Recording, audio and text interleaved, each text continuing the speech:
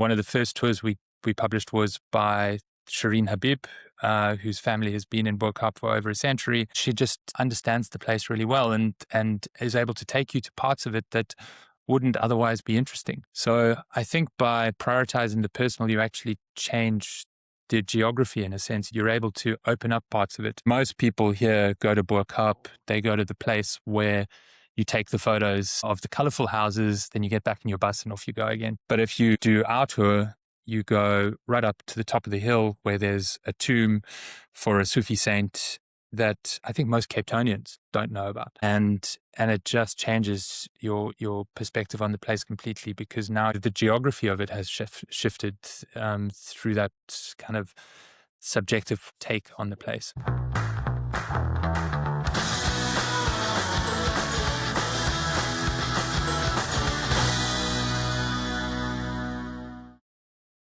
Hello, everybody, and welcome back to another episode of the Tourpreneur Travel Business Podcast. I am your host, Mitch Bach, as always. And the topic today is near and dear to my heart. As many of you know, I run a tour guide training school called Trip School. And one of the main things that we spend our time doing is getting human beings that come into our training program and turning them into great storytellers. I don't know if there's an exact definition, but I do know that I see every single tour business website claiming we have the best storytellers. And yet, when I say to that tour operator or that guide, what is storytelling? I get as many definitions as I do people that I ask that question for. And part of it is because I don't think it is ever a single definition. I think it's evolving. And today in 2026, it is evolving largely faced with its enemy, AI, a machine that can suddenly spit out an entertaining, informative, extremely compelling narrative about a place, about anything you want, and do it instantaneously. So what is a tour guide doing if the technology can do that immediately? And I will say sometimes better than a human being, or at least more confidently. It pretends anyway that it knows everything. And AI, humans also wanting to feel a deeper sense of a place, of story, as we feel dehumanized by AI or by technology in general, by a sense of disconnection out there. These are the things that occupy a lot of my brain. And I wanted in 2026 in Tourpreneur to have this ongoing conversation with smart people in our industry who have real points of view on this. And the first one that I thought of was a friend of mine, Iain Manley, who runs VoiceMap. VoiceMap is an audio guide for travelers who largely don't book guided tours. They're independent, they're solo, or they're couples, but they still want that deep storytelling. And the reason I like Iain in particular is that not only does he have a lot of thoughts about AI, because it does enter into conversation with what he's doing as an app developer, but he is also a former journalist. And so I think his viewpoint on AI and on digital storytelling, on app-based tour guiding is an interesting one, because he contends with this stuff every day, but comes from a very human point of view. And so Iain Manley, CEO, founder of VoiceMap, welcome to Tourpreneur. Hi, Mitch.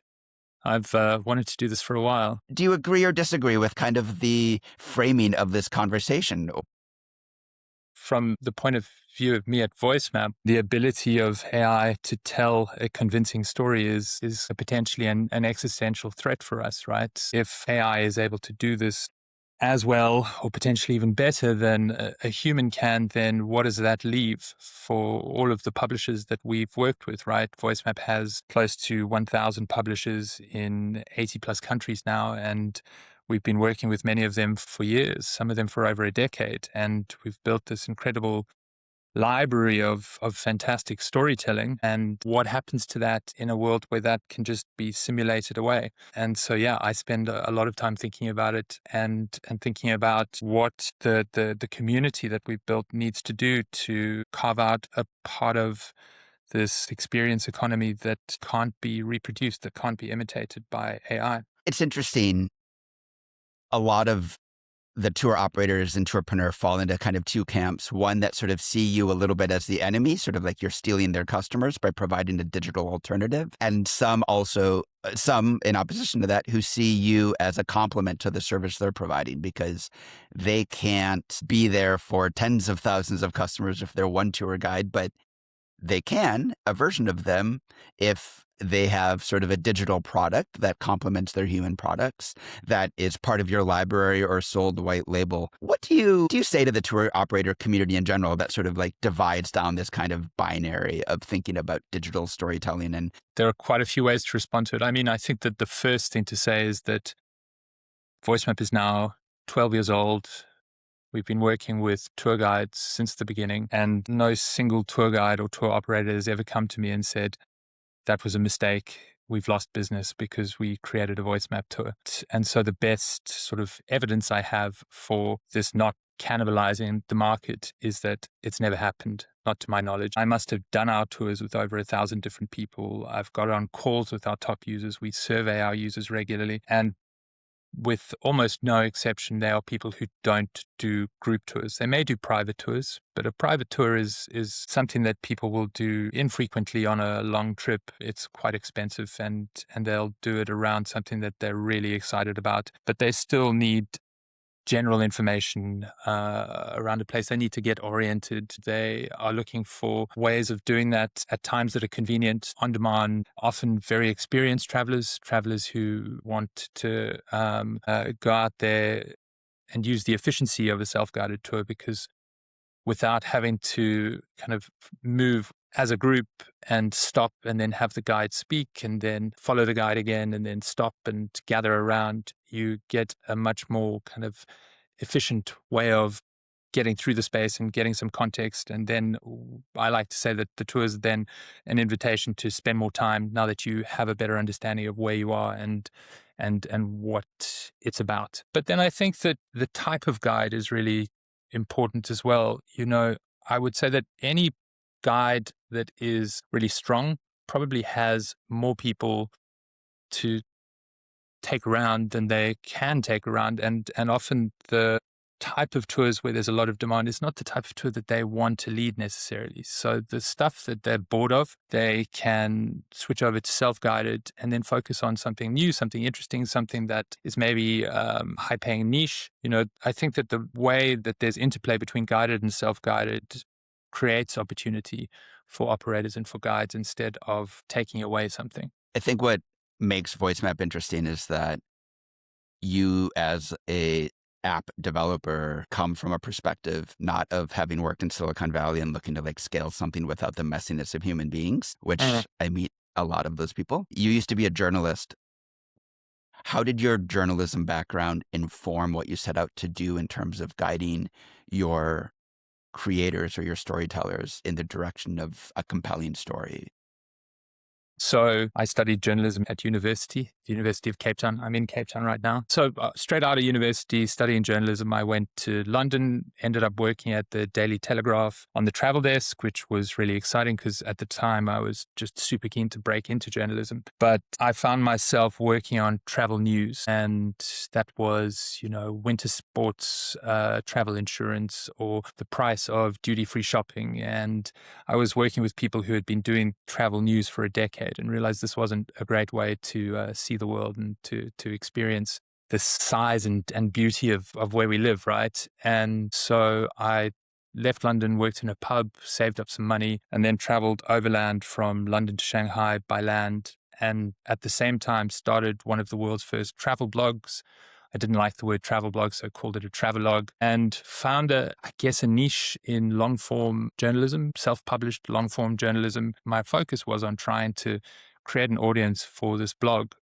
That went reasonably well, but I also then through that process realized that if I was reporting on what I was seeing, it only resonated to a point.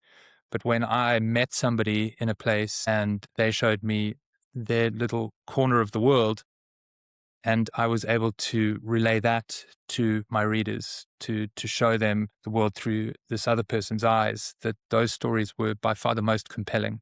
Carried on with the blog for close to a decade on and off.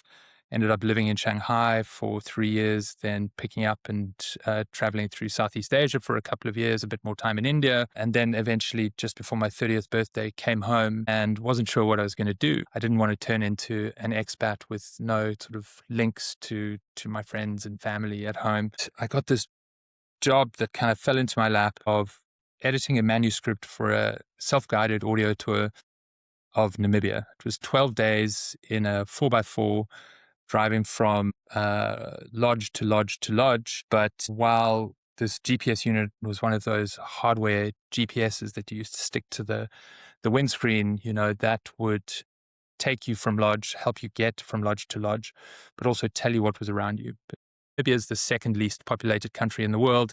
And so 12 days is a lot of content, a lot of space to fill.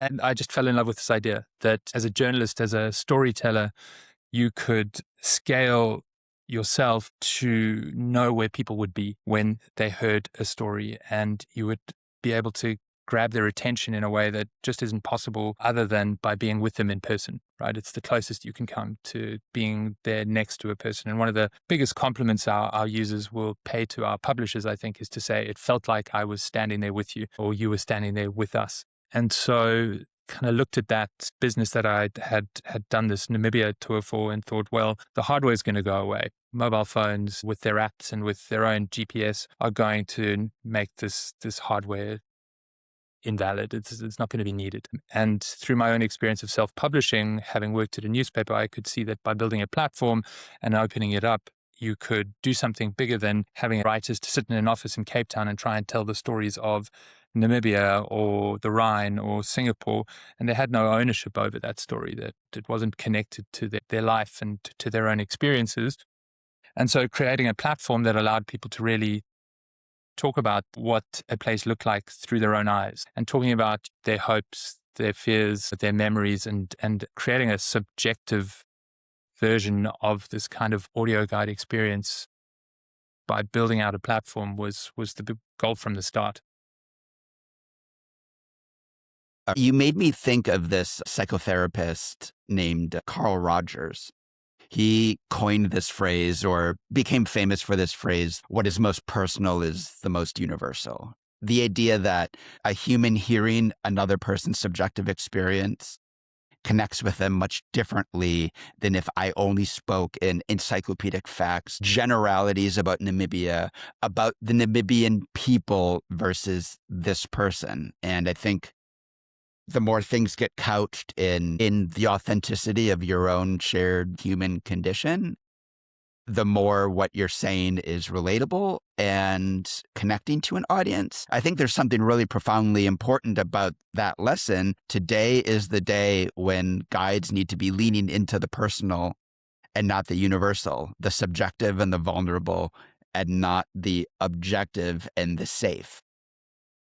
I mean, the neuroscience thing is really clear. I've also been looking at some research around this, and I think it was at UCL that neuroscientists put people into an MRI and told them two versions of the same story. One was subjective and one was objective. And then they watched what parts of the person's brain would light up. And there was such a strong response in the subjective story that the person was actually trying to map their brain onto the brain of the person telling the story. Their brain started to light up in exactly the way that the person who was telling the story's brain was lighting up. We are sort of so hardwired to want to empathize and to try and sort of put ourselves in the shoes of the person telling us a story if that person makes it subjective, right? If they are situating a subject in that story, right? It kind of affects us neurologically at a very basic level. And the physical response that we get from audio is greater than the response we get from video.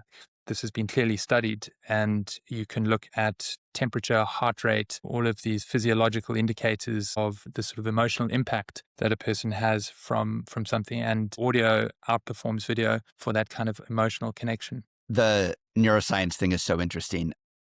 I think the discoverers of this phenomenon were an Italian neuroscientist.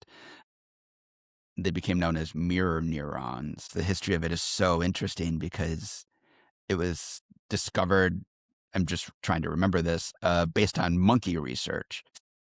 A monkey's brain that watched another monkey perform an action was lighting up inside with the same physical reaction as if they were doing it themselves. When I teach storytelling for tour guides, one of the ways that I try to think about it is I call it cinematic storytelling. You need to be painting images, creating scenes with emotional arcs, because the more you do that, the more the human that's listening to that is living the experience along with you versus rationally taking this in as information and judging it or whatever. It's the difference between September 11th was a terrorist attack in which 2 giant buildings were hit on September 11th, 2001 by terrorists. You're just receiving information. If I were to tell you where I was the morning of September 11th, immediately just even the promise of me being about to hear where a human was positioned physically and what their emotional experience was going to be on that momentous day is turning your brain into a different type of receptive organism. I think that creates a bit of pressure, right? To say, it has to be about where you were on September 11th. And if you can't do something that is as powerful or that gives you that kind of authority. I mean, you're talking about living through a moment in history that is transformative, and obviously it makes sense that people are going to be interested in that. But I think that you can do it in much smaller ways.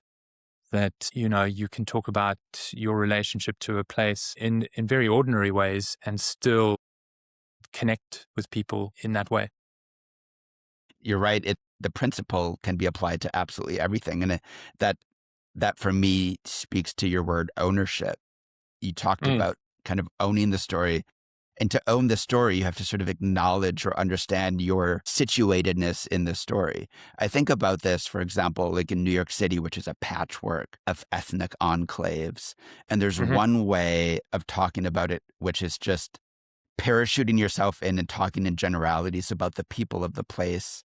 The other way is to talk about the people you know or your perspective based on who you are. And I think that latter has to be what we lean into today, because I just don't think it's A, satisfying, and B, ethical for anybody to enter in as a tour guide to a neighborhood and just say, this is who these people are. This is how their way of life is. I take a lot of tours professionally, and me as a random white guy from Wisconsin that moved to New York 20 years ago talking about Chinatown is a perspective. Now, I know people, I have experience there, but I shouldn't come in as this general authority with a scripted list of objective remarks about what this place is. I think it's unethical and uncompelling. So I talked about the hardware company and how I could see that going away, but also this possibility of creating a platform that allowed anybody to create this kind of story, this kind of content. And I was giving you the kind of the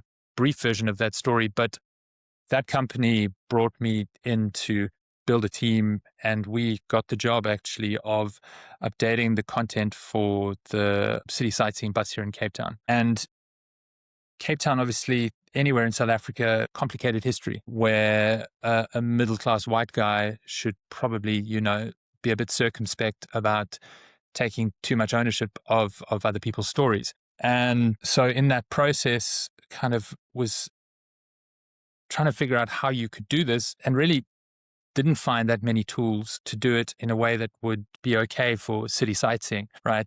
They wanted that bird's eye view, that very middle of the road, not going to upset anybody, not really going to move anybody either type of storytelling. So one of the first tours we published was of a neighborhood just above Cape Town's city center called Bo-Kaap. Bo-Kaap just means sort of upper Cape. And that was where, when the slaves mostly from Indonesia, but from other places too, were freed here, they moved up to live on this the side of this hill above the city. And it's this really unique neighborhood that just we could not do justice to through the lens of a kind of a corporate tour. One of the first tours we published was by Shireen Habib, whose family has been in Burkap for over a century. And that is still just a great tour because Shireen understands the place really well and is able to take you to parts of it that wouldn't otherwise be interesting.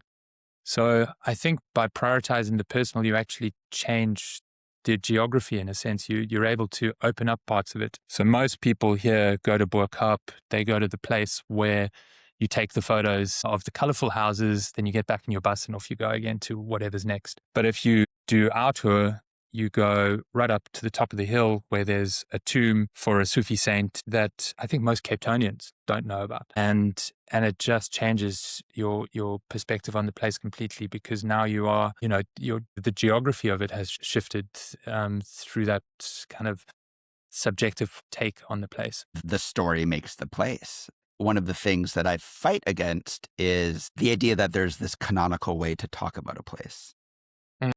That if I'm in Midtown Manhattan, I talk about the Empire State Building, the Chrysler Building, Grand Central Terminal, Fifth Avenue, because those are the things that the tourists want to hear. How you talk about those is completely up for grabs. What stories are you choosing to surface about the place and why? There's a French guy, Guy Debord, who coined the term, I think, psychogeography, which I love. I love that word because it's like geography is largely this mental understanding of the place. It's a mental mapping of the city or of the location based on the stories you hear, the way your brain thinks about it. And there's a lot of things wrapped up into like what that means, what kind of psychogeography you're creating for a person. I think of in New York the way that there's like these imaginary boundary lines where that's where crime happens and this is where safety is. And it might just be across the street. I'm certain there's similar psychogeographical tendencies in a place like South Africa. And so one of the core questions is, how do I do justice to this place?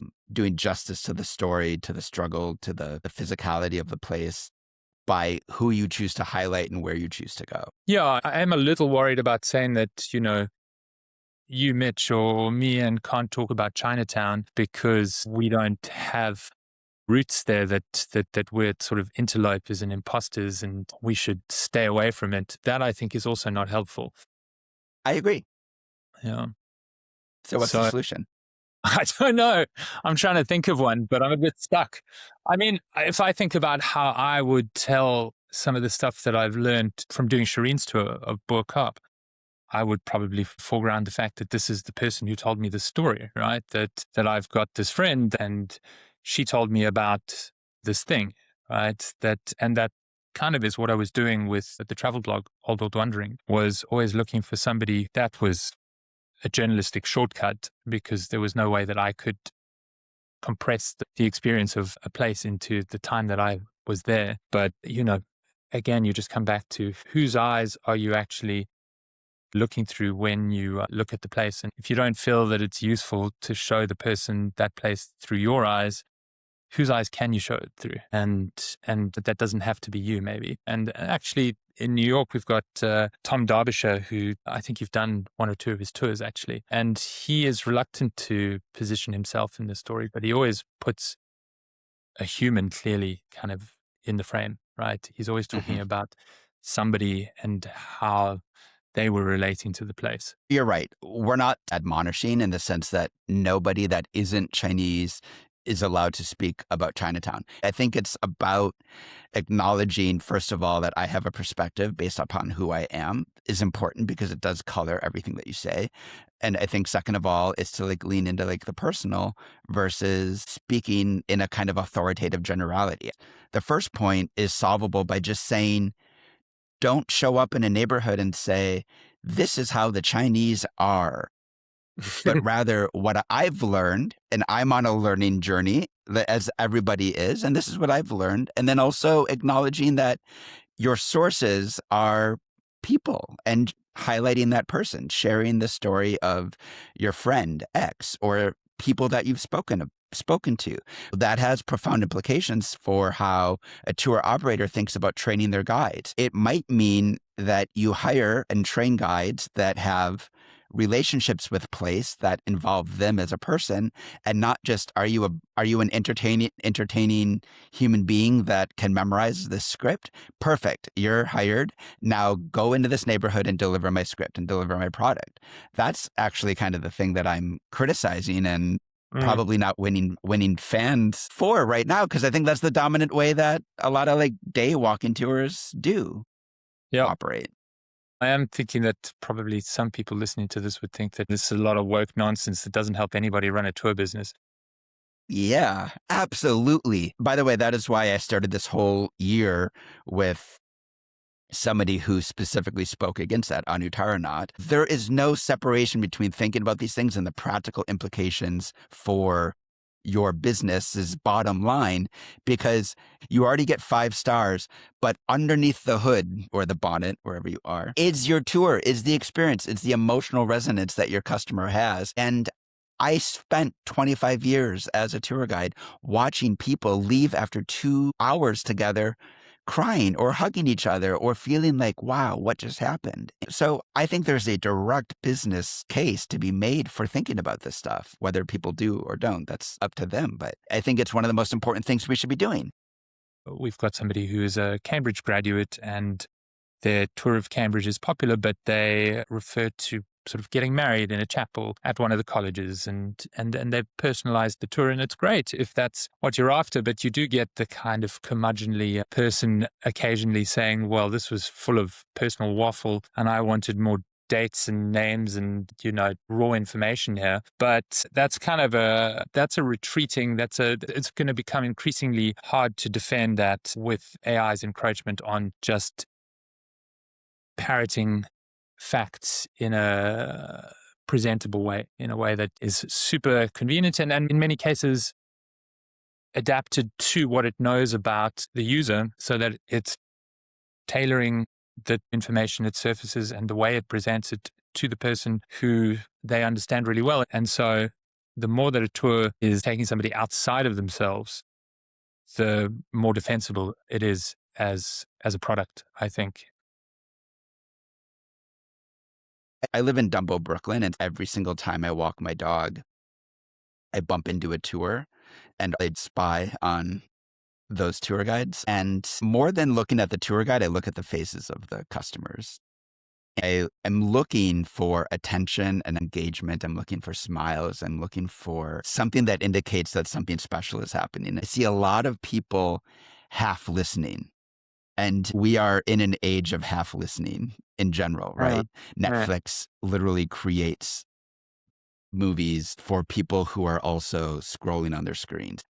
And to that point, I think that the reason TikTok is so compelling is that it has created this vocabulary of emotional content that hooks people in a pretty dramatic way. How you tap into that attention span has definitely changed, and we're not ready to just sit there and passively listen unless it's like particularly compelling. I don't know. Do you agree? Disagree? Well, I'm not going to answer directly. I'm going to ask if you have heard the new Rosalia album, Lux, and what your thoughts are.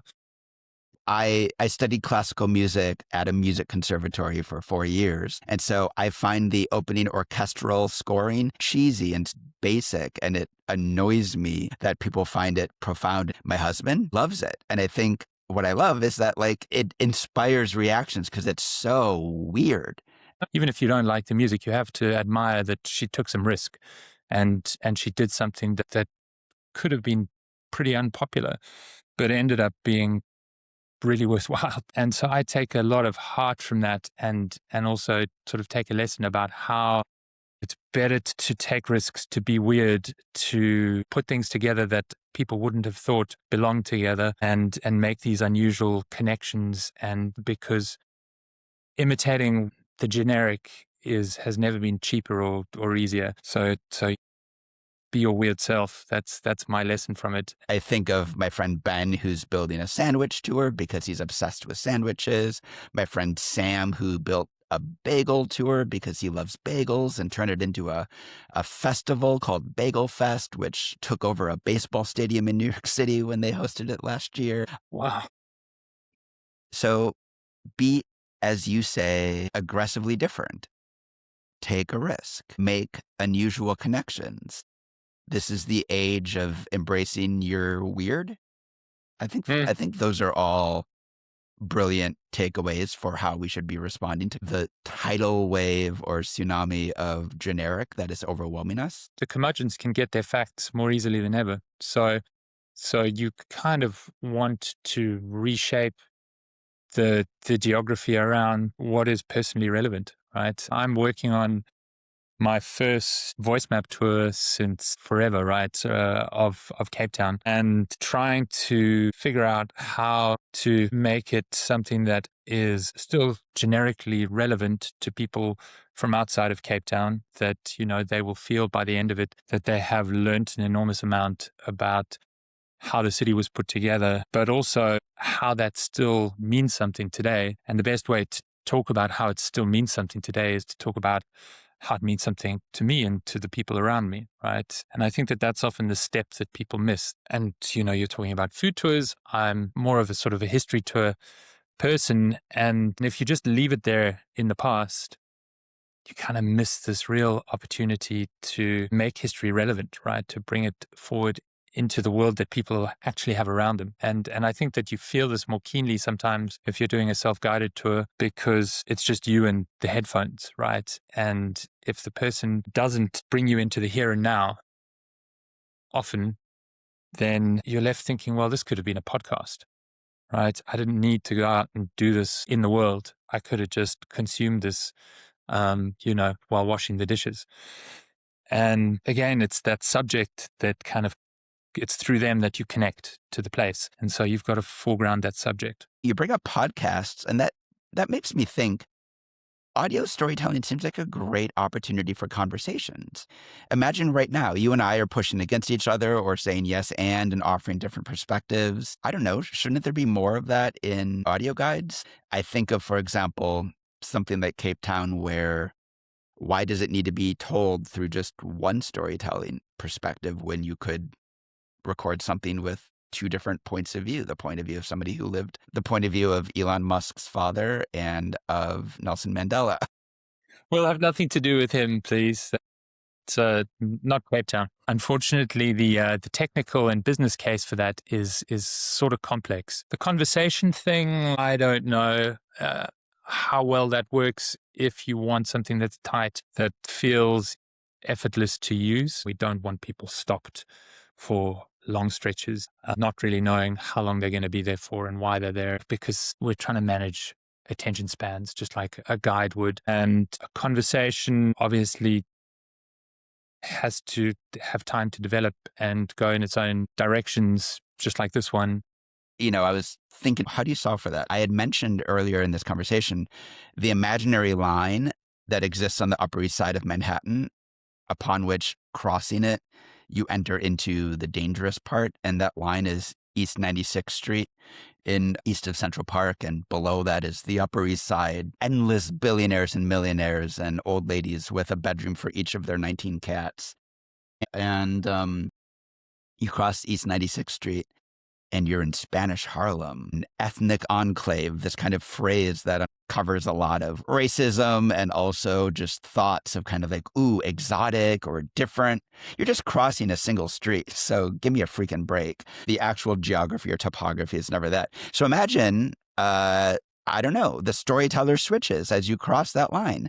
I'm taking the VoiceMap 96th Street tour, and I'm just hearing about wealth and all of these dumb rich people and their rich lives and their rich buildings. And I cross it, and I'm in a different psychogeography, right, with a different storyteller. You could do that in South Africa, in London, in Paris. You could do that anywhere. I think there's creative ways in which you start to bring in multiplicity of views. But also, I'm not running the company, so I don't know the business case for creating that. I mean, I like the idea, Mitch. You should get started.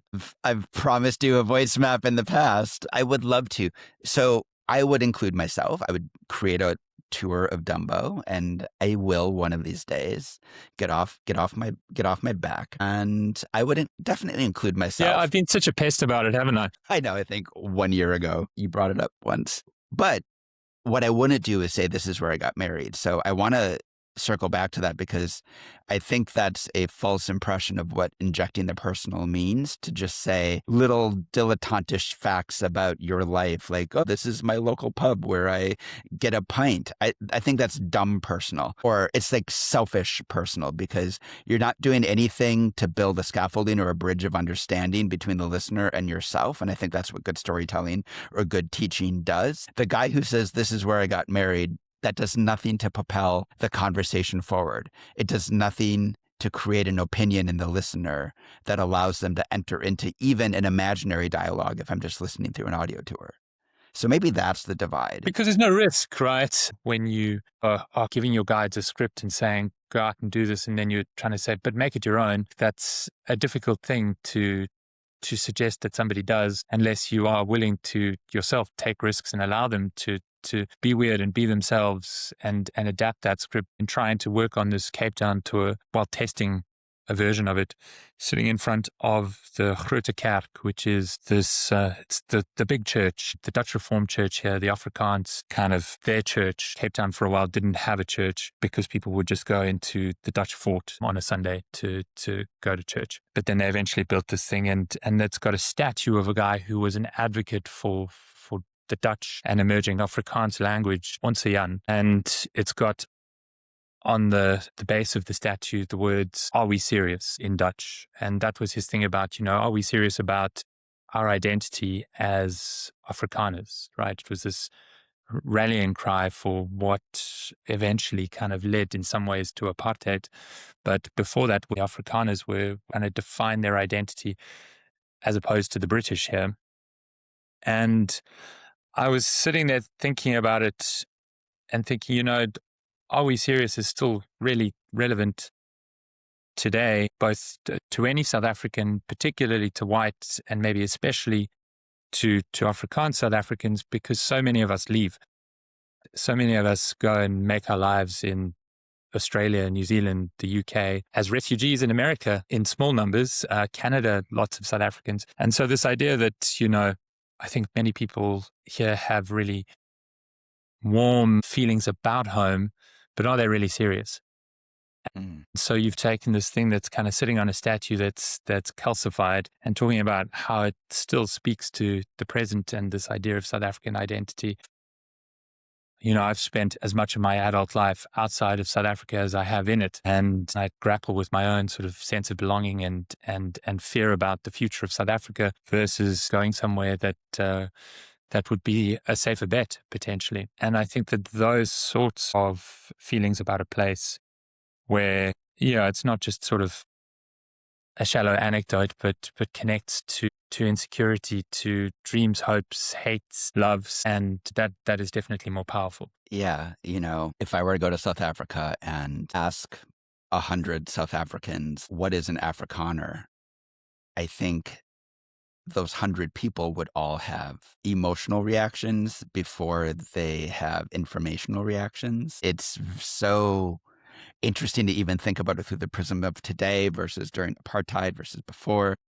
So I don't know, what service are we doing as place-based storytellers to say to a group of travelers coming from afar, landing in South Africa, and then you say, well, an Afrikaner is a word that denotes the Afrikaans-speaking descendants of Dutch Huguenots from the 17th century. What are we doing as an industry, as storytellers, by reducing it to these generalities and platitudes? I guess that's what I'm trying to get at. When you say there's hopes, dreams, fears, contestations, fights, bitter fights underlying it. And so how do we get to the truth of a place if your travelers leave 3 hours later being like, I think I know Afrikaners now. They're the white Dutch people that speak a weird version of Dutch, but have tried to form a national identity in South Africa. Feels like they've left without trying to grapple or understand what an Afrikaner is. If you've got guides that you're encouraging to say, well, say whatever you want about, Afrikaans and Afrikaner identity, that could go badly wrong for you as a business.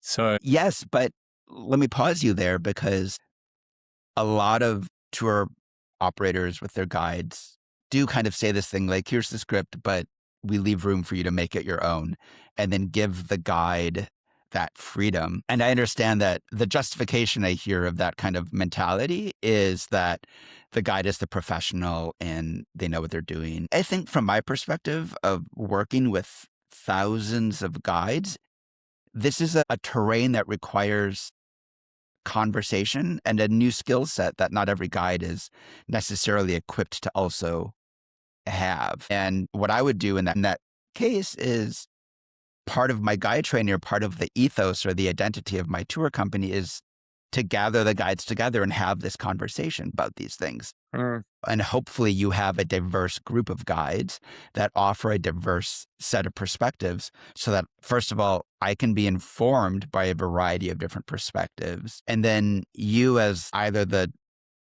tour operator facilitating this, or you bring in somebody skilled to lead this kind of conversation, you build the parameters for your tour kind of in public with your guides, teasing out the limits of speech or the limits of where you go with kind of identitarian politics, so that you as the tour company then aren't simply reacting to the moment there's a 1-star review because a guide said something too far, which is usually kind of how it goes, right? Whereas you can front load it by having a group conversation with a diverse group of people that understand kind of like the context of what we do as place-based storytellers.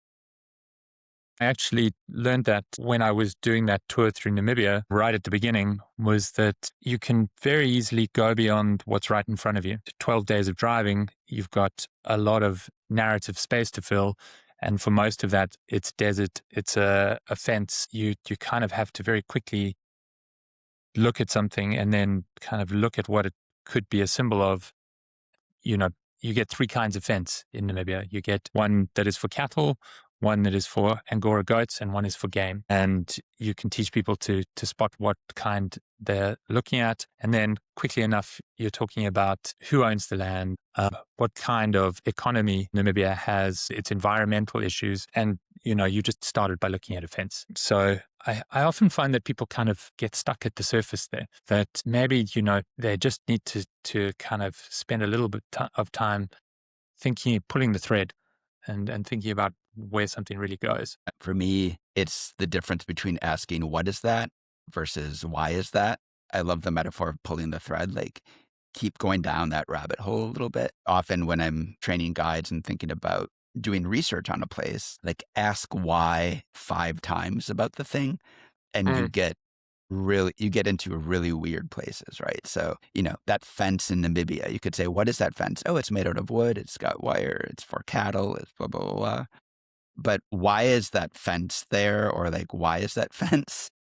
Is kind of a different question, because it very quickly might become about, why was this area settled? And that might be a geographical, topological, geological answer. It could be a sociological answer, and all these types of answers. That was revealed to me when I went to Nicaragua last year. It was a country I'd never been to before. I just noticed everything was built up touristically on the ocean side, and nothing really as much on the Caribbean side. And I was like, why? Why is it really hard to get over there? And it's like, oh, like the roads aren't easy to get to. You're going through a lot of rainforest. Well, why aren't there a lot of roads? And very quickly, the Nicaraguan that I was talking to about this was in the dense territory of indigenous rights, of political regimes, of all sorts of like large scale things and deep identity things. Oh, that's where another kind of Nicaraguan is. And we Nicaraguans don't want to go there. What do you mean, we Nicaraguans? Who are these different kinds of people? Really, really interesting. What does that imply about what we're trying to do in developing products that are meant to be sold and enjoyed by a tourist? How far down the rabbit hole do we go? And when and why do we stop? I think increasingly, if you look at AI, it is being forced into very sanitized answers, right? Because in the early days, Gemini got itself into all kinds of trouble for, black Nazis. You remember that? Black George Washington. Every famous historical leader suddenly was Black in America. Yeah. Yeah. So they will avoid politics. They will avoid difficult, uncomfortable subjects that are contentious. And so the more you can deal with those without losing perspective and balance and the ability to see both sides, the more you're getting into a place that is and will remain kind of uniquely human. There was a study done about writing produced using AI, and the idea was essentially that the quality of the output is more consistent, but the range is much more limited. Because everybody is starting with a prompt instead of a blank page, let's say as a writer, they kind of all end up in more or less the same place. Prompt tends to be something that's fairly shallow because the whole promise of AI is that you can put less in and get more out. And so where you still kind of step away from that and really kind of think through the thing for yourself on a piece of paper or whatever that is. But if it's not mediated, you're creating something that couldn't be created with AI. And I think that's where we all need to be doing our work these days, because it's just going to get better and better at simulating what on the surface looks like great storytelling. I'm on LinkedIn regularly, and already months ago, there was the crisis of the M dash, where the minute that showed up in somebody's post, it indicated it was AI and everybody was using that as shorthand detection. But what I've found in a deeper way is almost instantly now, I can tell if AI touched this post. Almost instantly, and it's not so obvious. It's like an intuition that develops inside of you. It's a flatness. Yeah. You spoke about this very early in our conversation 3 hours ago when you talked about that kind of like nutritionless, empty, it's there, but it's not really there. It doesn't feel real or tangible. And there's like a hollowness to the words of the mediocrity of the language, which does like everything right and yet doesn't really say anything. And happens to like cause me to like lose faith in the person posting. I'm like, well, you don't really respect my time enough to like have a real thought. I'm just thinking about some of our publishers who do play it safe and do end up with really sort of generic tours. And what we've noticed in the last, say, 12 months or so is that we get negative reviews for these tours because people think that the real human is AI. And they're reviewing that kind of thing much more negatively than they did before. So these tours have maybe been available for 3 years. Good reviews in, 2023, reasonable reviews in 2024. 2025, people were like, this is AI, you're wasting my time. I've been duped. I didn't want an AI's opinion on a place. I wanted a real person, and here's 1 star. And that is definitely not going to go away. That is absolutely fascinating. I mean, the soul of this conversation that we're, approaching from a million different points of view is what is good storytelling in the age of AI? And you've just shown the clearest example yet of the fact that it needs to look different than even 3 years ago.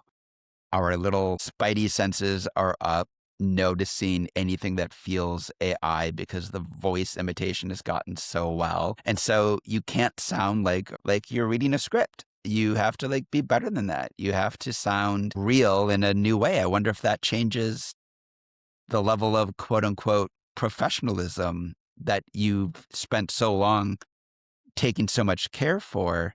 Does it actually end up making a storyteller sound like to AI and they need to be a little messier? I think that if we left in some of the stumbles and the mouth noises and the mistakes that people make, it would be clear it isn't AI. So yeah, I think you are in a position of having to forefront the humanity, and part of that is the mistakes, the stuff that isn't professional. And there's, again, neuroscience around this, right? The pratfall effect. Have you heard about this? If you have 2 competent people that come in for, say, a job interview, and one of them spills coffee, the person who spilled the coffee is remembered much more fondly than the person who didn't make a mistake. It's interesting because I think we're all I use AI all the time, right? I'm using it to do things at a speed that was just not possible before, and to do things technically that I just didn't have the time to learn. And it's very alluring, right? But because we're all doing it and we all know that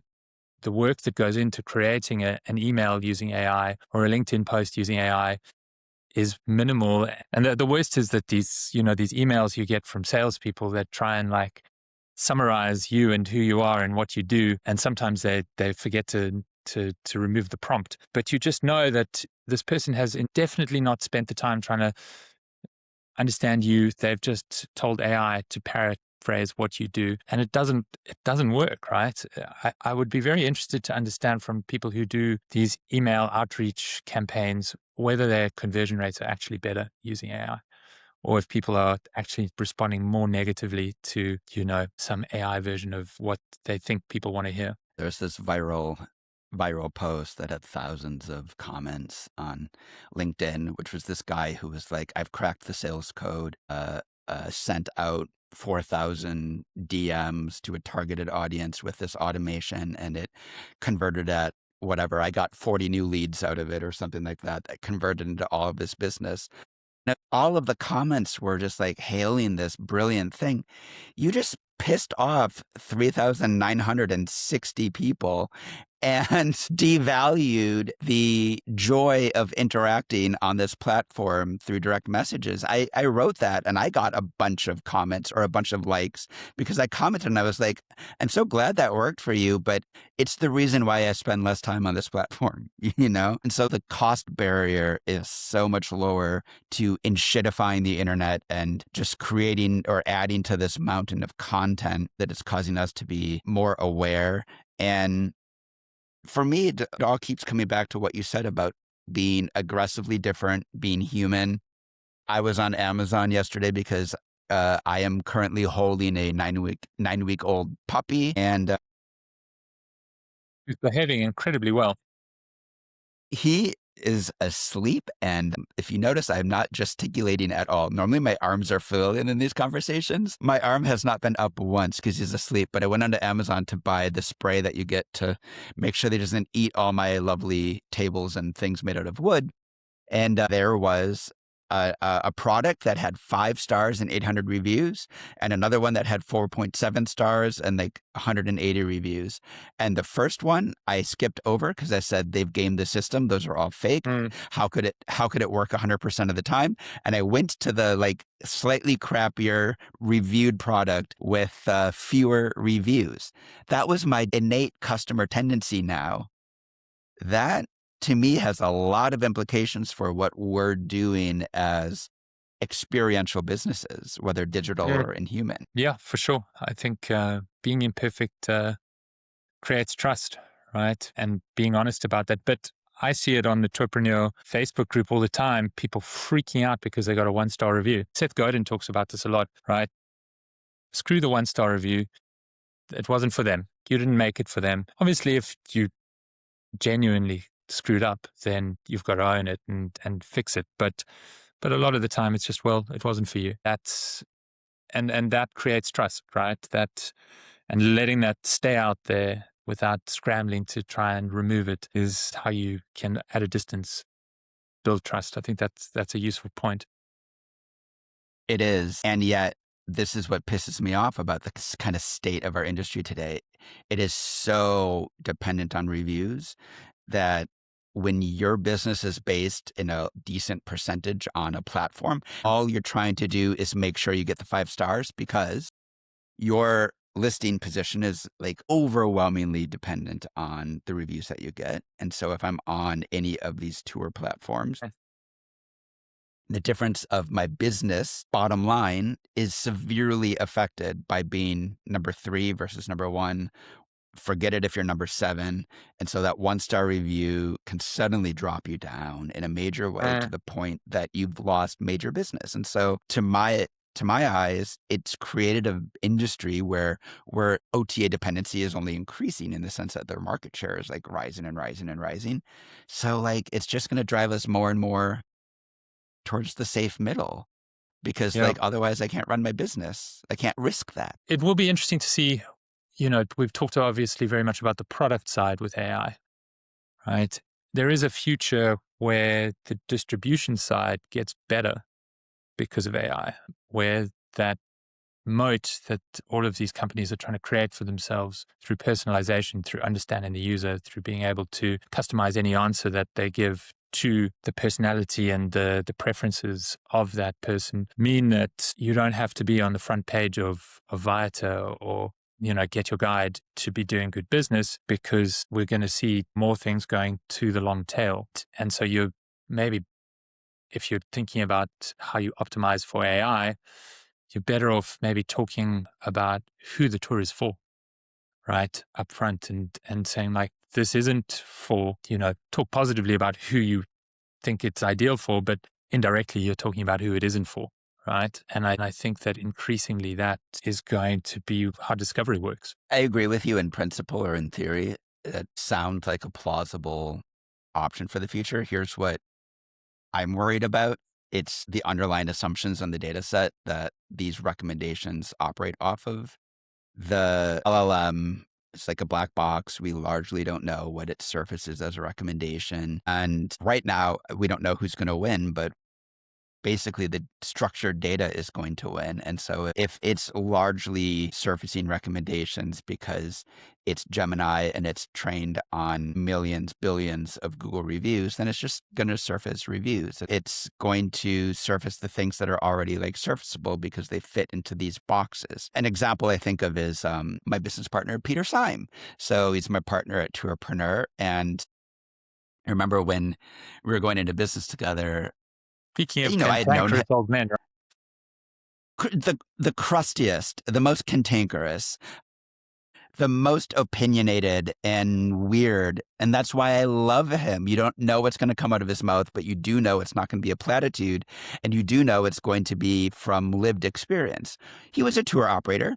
And I remember looking up one of his businesses and it had like a 2.7 on Google. Do you know how bad you have to be to get a 2.7? You have to be basically a scam. It was his business, which took people on multi-month trips across at least 1,000 miles of a journey. You know how you feel with a group of people after traveling for 1,000 miles in the most unforgettable, but also unhospitable terrains possible through deserts? You hate it. You hate it. You hate it. You hate everybody. You want to hate yourself. The lodging was insane. Peter Syme as a guide is insane. And then you go home and your life was absolutely changed. yeah, and then you find yourself still talking about it at dinner parties 10 years later, right? And it is Yeah, your personality, right? That time you went yeah. on this trip, it's like all you bring up, and you don't realize how you were stretched and how you were changed and how you were remolded by this basically shitty experience for several months with a bunch of people. That's what I want more of, because that is definitely not marketing buzzwords. And he ran an insane and successful business through this. And that's kind of always been his model. That's why I love him so much, because that's what I want our industry to be, versus a slick website that says transformational travel experiences to Costa Rica that are just still good, but they're safe, but they're not extreme. And so I just feel like we're like losing the extremes every day in our industry. And that makes me kind of sad. So I hope, this is my answer to your question, I hope that AI brings us back to those kinds of extremes, being able to surface that tour. My fear is that it's going to just rely on structured data sets that are just the same old, which is like easily digestible pricing and review information. Well, I guess there's also this bifurcation around whether you're paying for AI or, whether you're a free user. And probably the majority of people will never pay, and they're using ChatGPT, and they become the product, and that structured data that, drives some revenue to OpenAI is going to be the experience for the majority of people. And And as then, of taping, you just saw the introduction of ChatGPT ads showing up yeah, for the free users popping up. yeah. And so it's going to become just another place in which there's this kind of tax on people who can't afford to pay, whereas the people who are paying are likely to get a much more personalized experience. And so you get this kind of entrenchment of the luxury versus kind of mass market. It makes me think of an absolutely horrific thing that Mark Andreessen, the VC guy, wrote, in which he said in the future, we're going to be talking about how the wealthy have what's called reality privilege. And he basically said it's a value judgment to think that the real world is always better, because if you're poor, then you might enjoy your headset that takes you to a better world, a better digital world where you're happy. And so only the wealthy get to enjoy reality and actual things, because for them, life is better outside of the metaverse. That was a real thing said by a real person with some of the deepest pocketbooks in the world to fund technology. So I don't have any faith that the promise of distribution being more personalized in a good way is going to win, because I think OTAs have the The deepest commercial incentives. pocketbooks. Yeah. Commercial Yeah. incentives will win. And you're probably right there. I mean, the stuff that's coming out of some of these brilliant minds in Silicon Valley at the moment is quite terrifying, right? The idea that it's fine if everybody's poor because there's no work left because of AI. They'll have the AI be customers for other AI. And so, our feudal silicon overlords will be fine because they'll have the AIs continuing to pay for them. That's maybe more dark than we need to Maybe be. we don't exactly end on this, but you're not wrong. I mean, feudalism is the right metaphor, because you need to keep your underlings hungry to keep them working. If they're too satisfied, then they're not providing extractive value for you. I mean, the feudal thing sort of makes me think about pilgrimage, right? The idea of this transformational journey that we now go to Notre Dame Cathedral or to Santiago de Compostela and have, I think, these somewhat flat experiences because they've been commodified to a point of being two-dimensional. I'm always kind of fascinated by what does pilgrimage look like in the present. I think when I was 20 and embarking on this overland trip, you could pick up the Lonely Planet and that would be your Bible, and you felt good about yourself for putting yourself out there into the world, and travel was seen as a positive thing. I think we think of it much more ambiguously now, that travel is really complicated and we all feel guilty about how much we fly because of all of the greenhouse gas or the carbon emissions, sorry. And so if we're going into a techno-feudal future, what happens to pilgrimage? There's a Welsh poet that I've been in love with for the last 25 years since I got one of his books just randomly. R.S. Thomas had this one poem in which he had this phrase, in cities that have outgrown their promise, people are becoming pilgrims again. And I just think about that a lot, because tourism isn't that old in the shape of mass tourism and the commodification of it and everything else that we are kind of like currently in. And so we shouldn't take anything as too written in stone. I think we're entering into a period of pilgrimage as creators of experiences, because humans are evolving. The tools and the things that we are showing people are changing meanings for people. We are becoming more aware of different kinds of things. Like, all of this stuff is changing. And so I think the cities in this kind of metaphorical way are outliving their usefulness. This idea of what a tour is, this idea of what a guide should be doing, the idea of what a customer wants, the idea of how to run and create tours and sell it as a company.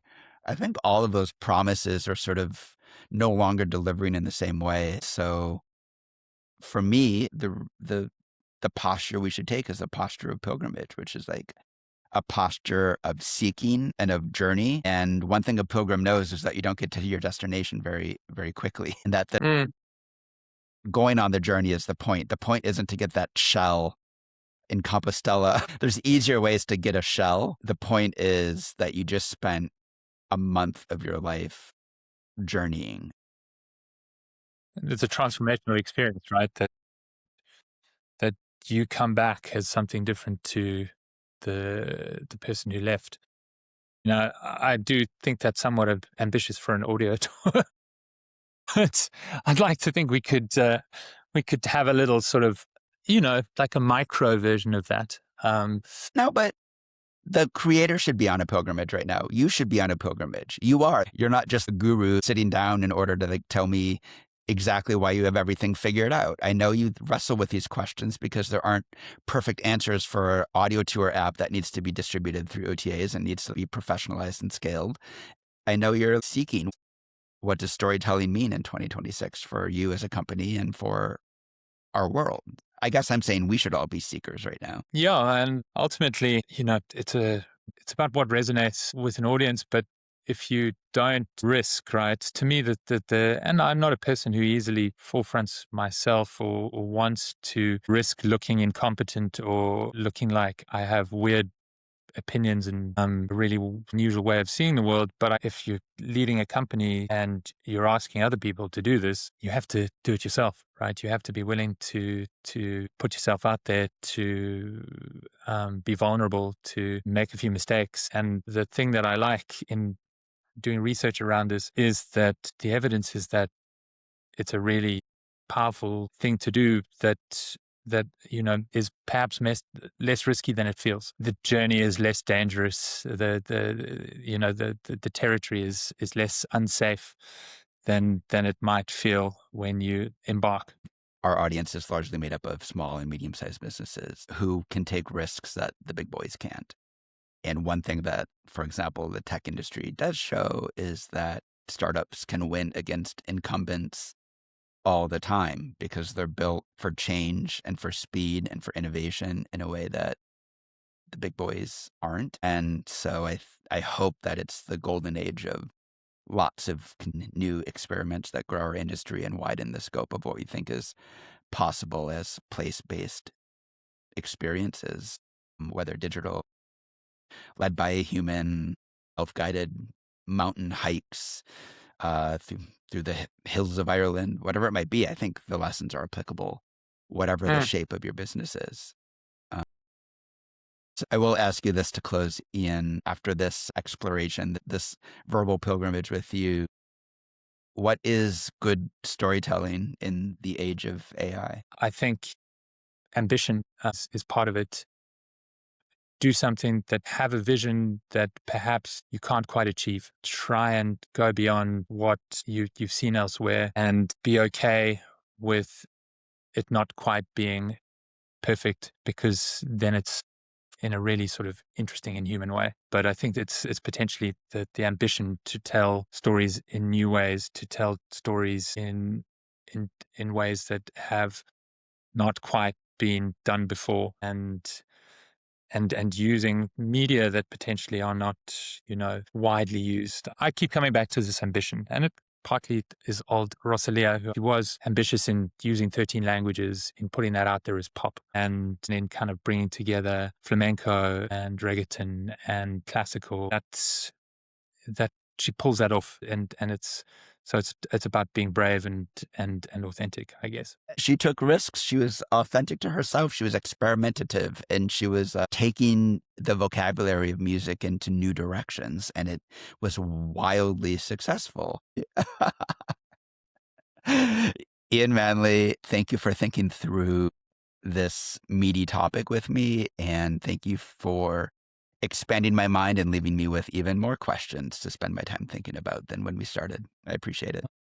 Thank you for making space for it, Mitch. And I'm glad I think we've skirted around this conversation at multiple conferences, and the conference is always so busy that there's never been, a good long stretch of time, at least while sober. So yeah, I was going to say that this conversation goes very different at night when it's done over a few drinks. Yeah. We solve things pretty quickly at that point. Yeah, that's for sure. Yeah, well, thank you so much. I really enjoyed it. Thanks for being an entrepreneur. Thanks, Mitch.